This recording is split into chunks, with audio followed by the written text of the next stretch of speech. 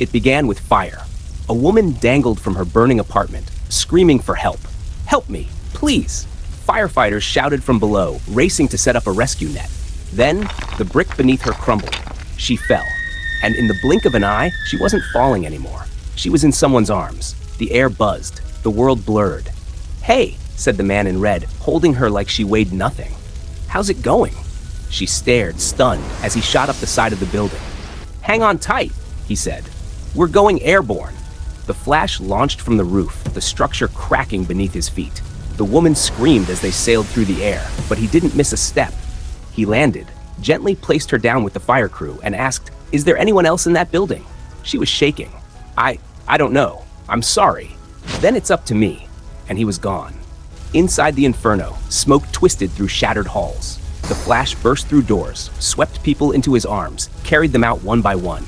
His world was color and panic, and time stretched thin. Then he found the last room.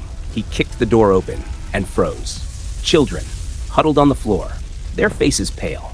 The fire had taken their air before he could get to them. The Flash didn't move.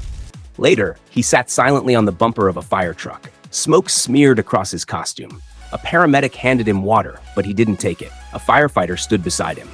"Flash, as long as you've been doing this, and this is the first body you've come across, you've been lucky."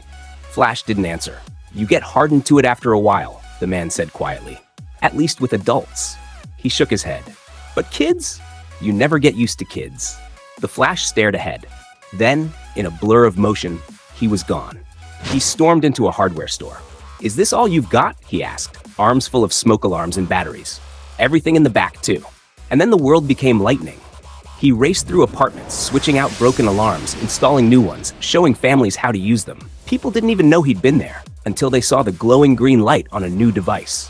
In one home, he stopped. "This," he told a father, holding up a 9-volt battery, "costs $1, and it might save your kids' lives. Is that worth it?" "I meant to buy one," the man muttered. "Been busy." "Yeah?" Flash snapped. "And how bad would you feel if you were too busy and came home to find your kids?" His voice cracked. He couldn't finish.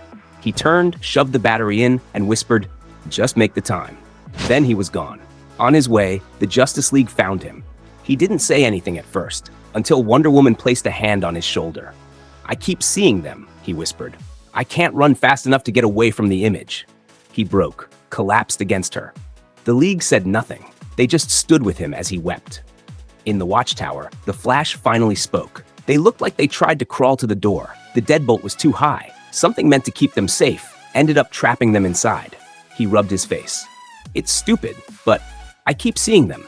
Even with my eyes open, I keep wondering how scared they were, how alone." Then he asked the question no one wanted to answer. "How do you forget that?" Superman stepped forward.